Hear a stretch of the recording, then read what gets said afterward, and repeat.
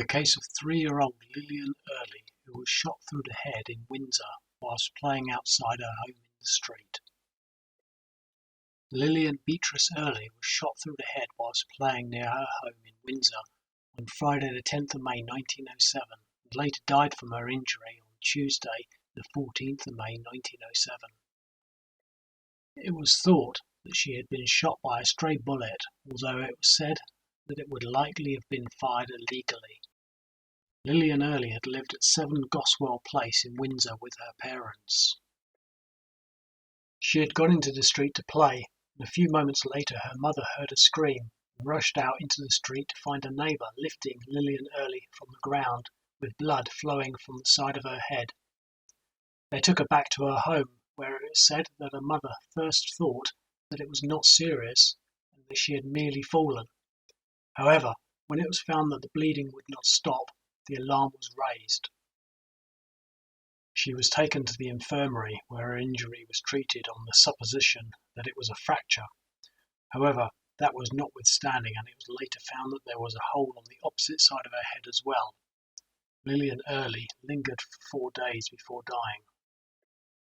When the surgeon had first examined her, he said that he had discovered that Lillian Earley had suffered from some sort of hemorrhage, but said that he had been unable to discover the cause. However,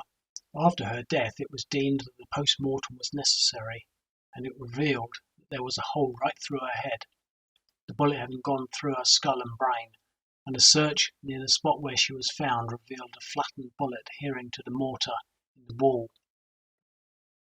When the bullet was examined, it was found to have been a small bullet, either of the sort used in a revolver or a miniature rifle.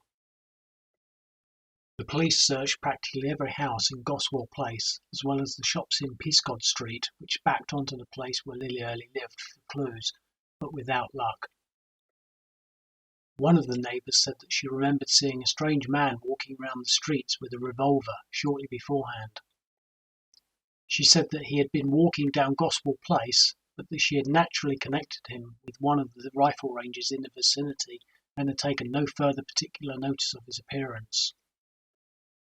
At the coroner's inquest, it was stated that there was no doubt that the shot had been fired illegally, and it was said that the case should stand as a warning to persons who, in their enthusiasm for acquiring the art of shooting, may be tempted to practice in dangerous proximity to dwellings.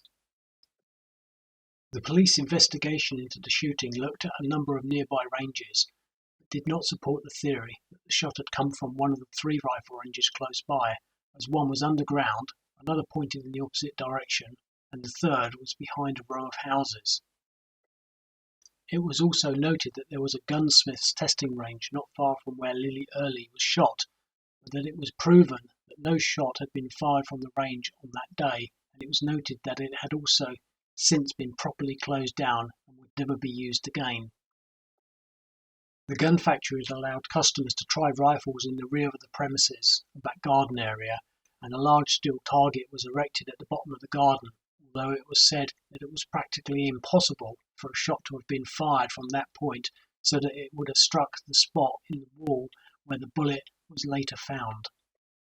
It was also noted that a stable lay between the steel target and the place where Lily Earley was found injured, as well as a tree and a fence. An image was later published in a newspaper showing the impossibility of the trajectory from the range to where Lily Earley was found. It was said that if the shot had come from the garden,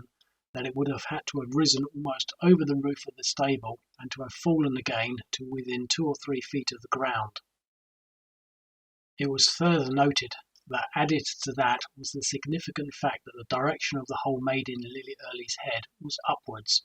which was to say that the bullet must have been rising more or less from the ground when it struck her. When the gunsmith was questioned, he made a definite statement stating that no firing whatever had taken place on the morning Lily Earley was shot, which it was said merely served to deepen the mystery. However, a detective did say that it was possible to exactly see the spot where Lily Earley was shot from the rear of the gunsmith's premises. A married woman who had formerly lived in the house that was then occupied by Lily Earley's family said that rifles were often fired from the gunsmith's premises and that on one occasion a bullet had struck the top of a downstairs window, and on another, while she was standing in the doorway of the house, a shot had struck the wall just over her head. It was further stated that if it was granted that the bullet had not come from the gunsmith's premises, that there would have been only two other suppositions: that either someone else was practicing in the vicinity on the morning, or that the deed was done intentionally. The Penny Illustrated newspaper on Saturday the 25th of May 1907 reported, "The other theory, that of deliberate and cold-blooded murder, is almost too sinister a one to be entertained. What possible motive could there have been for the slaughter of an innocent child of such tender years?" It was also considered that it could well have been found that the shot was fired by a lad who had got hold of one of the miniature rifles which, in spite of legal restrictions, were still a little too easy for youngsters to obtain at the time. Nothing more is known about the mysterious circumstances surrounding Lillian Earley's death. Goswell Place has since been demolished and is now roughly where Bridgewater Way, the shopping area in central Windsor, is today.